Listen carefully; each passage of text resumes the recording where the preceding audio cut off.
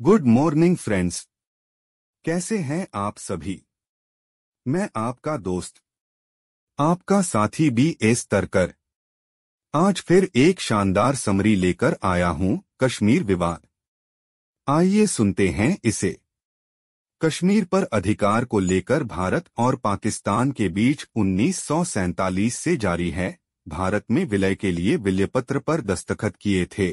Governor general Mountbatten ने 27 अक्टूबर को इसे मंजूरी दी। विलयपत्र का खाका हूबहू वही था जिसका भारत में शामिल हुए अन्य सैकड़ों रजवाड़ों ने अपनी अपनी रियासत को भारत में शामिल करने के लिए उपयोग किया था। न इसमें कोई शर्त शुमार थी और न ही रियासत के लिए विशेष दर्जे जैसी कोई मांग। इस वैधानिक दस्तावेज पर दस्तखत होते ही समूचा जम्मू और कश्मीर, जिसमें पाकिस्तान के अवैध कब्जे वाला क्षेत्र भी शामिल है, भारत का अभिन्न अंग बन गया।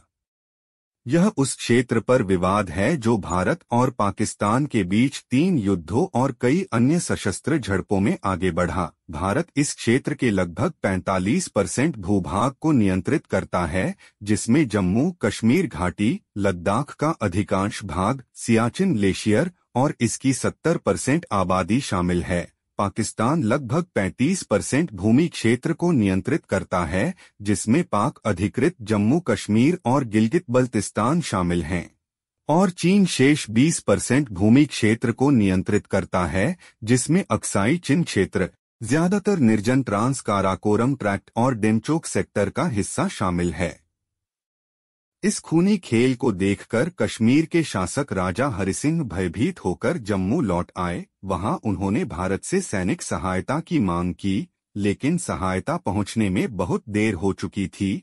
नेहरू की जिन्ना से दोस्ती थी। वे यह नहीं सोच सकते थे कि जिन्ना ऐसा कुछ कर बैठेंगे, लेकिन जिन्ना ने ऐसे कर दिया। भारत विभाजन के समय तत्कालीन प्रधानमंत्री जवाहरलाल नेहरू की ढुलमुल नीति और अदूरदर्शिता के कारण कश्मीर का मामला अनसुलझा रह गया। यदि पूरा कश्मीर पाकिस्तान में होता या पूरा कश्मीर भारत में होता तो शायद परिस्थितियां कुछ और होती, लेकिन ऐसा हो नहीं सकता था, क्योंकि कश्मीर पर राजा हरिसिंह का राज था और उन्होंने बहुत देर के बाद निर्णय लिया कि कश्मीर का भारत में विलय किया जाए। देर से किए गए इस निर्णय के चलते पाकिस्तान ने गिलगित और बाल्टिस्तान में कबायली भेजकर लगभग आधे कश्मीर पर कब्जा कर लिया।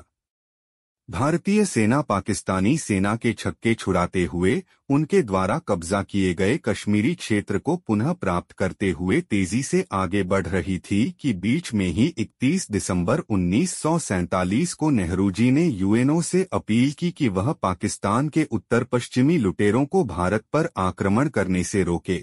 फलस्वरूप 1 जनवरी 1949 को भारत पाकिस्तान के मध्य युद्ध विराम की घोषणा कराई गई। इससे पहले 1948 में पाकिस्तान ने कबायलियों के वेश में अपनी सेना को भारतीय कश्मीर में घुसाकर समूची घाटी कब्जाने का प्रयास किया, जो असफल रहा।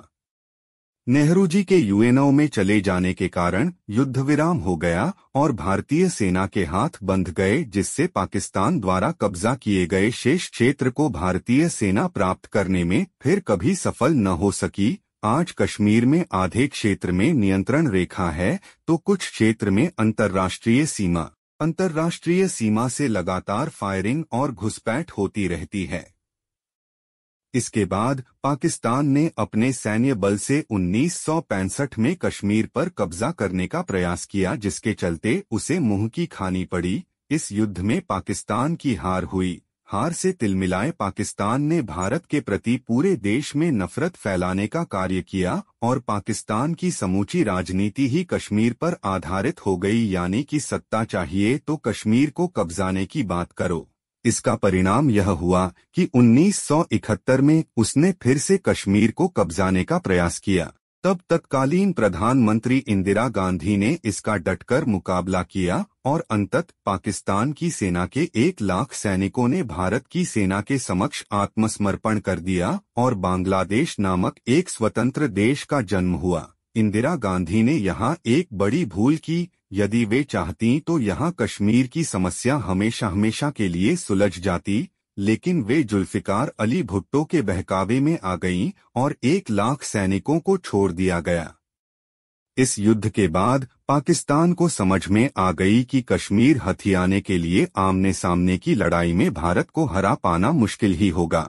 1971 में शर्मनाक हार के बाद काबुल स्थित पाकिस्तान मिलिट्री अकादमी में सैनिकों को इस हार का बदला लेने की शपथ दिलाई गई और अगले युद्ध की तैयारी को अंजाम दिया जाने लगा, लेकिन अफगानिस्तान में हालात बिगड़ने लगे। 1971 से 1988 तक पाकिस्तान की सेना और कट्टरपंथी अफगानिस्तान में उलझे रहे। यहाँ पाकिस्तान की सेना ने खुद को गुरिल्ला युद्ध में मजबूत बनाया और युद्ध के विकल्पों के रूप में नए नए तरीके सीखे। यही तरीके अब भारत पर आजमाए जाने लगे। पहले उसने भारतीय पंजाब में आतंकवाद शुरू करने के लिए पाकिस्तानी पंजाब में सिखों को खालिस्तान का सपना दिखाया और हथियारबद्ध सिखों का एक संगठन खड़ा करने में मदद की। पाकिस्तान के इस खेल में भारत सरकार उलझती गई।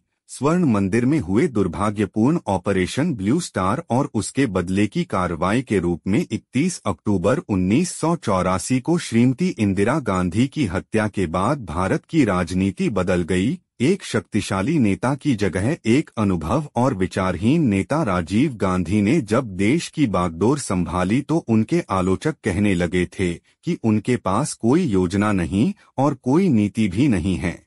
1984 के दंगों के दौरान उन्होंने जो कहा उसे कई लोगों ने खारिज कर दिया। उन्होंने कश्मीर की तरफ से पूरी तरह से ध्यान हटाकर पंजाब और श्रीलंका में लगा दिया। इंदिरा गांधी के बाद भारत की राह बदल गई। पंजाब में आतंकवाद के इस नए खेल के चलते पाकिस्तान की नजर एक बार फिर मुस्लिम बहुल भारतीय कश्मीर की ओर टिक गई। उसने पाक अधिकृत कश्मीर में लोगों को आतंक के लिए तैयार करना शुरू किया। अफगानिस्तान का अनुभव यहाँ काम आने लगा था। तत्कालीन राष्ट्रपति जनरल जियाउल हक ने 1988 में भारत के विरुद्ध ऑपरेशन तोपाक नाम से वॉर विद लो इंटेंसिटी की योजना बनाई। इस योजना के तहत भारतीय कश्मीर के लोगों के मन में अलगाववाद और भारत के प्रति नफरत के बीज बोने थे और फिर उन्हीं के हाथों में हथियार थमाने थे। कई बार मुंह की खाने के बाद पाकिस्तान ने अपने से ज्यादा शक्तिशाली शत्रु के विरुद्ध 90 के दशक में एक नए तरह के युद्ध के बारे में सोचना शुरू किया और अंततः उसने उसे वॉर ऑफ लो इंटेंसिटी का नाम दिया। दरअसल यह गुरिल्ला युद्ध का ही विकसित रूप है। भारतीय राजनेताओं को सब कुछ मालूम था, लेकिन फिर भी वे चुप थे, क्योंकि उन्हें भारत से ज्यादा वोट की चिंता थी, गठजोड़ की चिंता थी, सत्ता में बने रहने की चिंता था।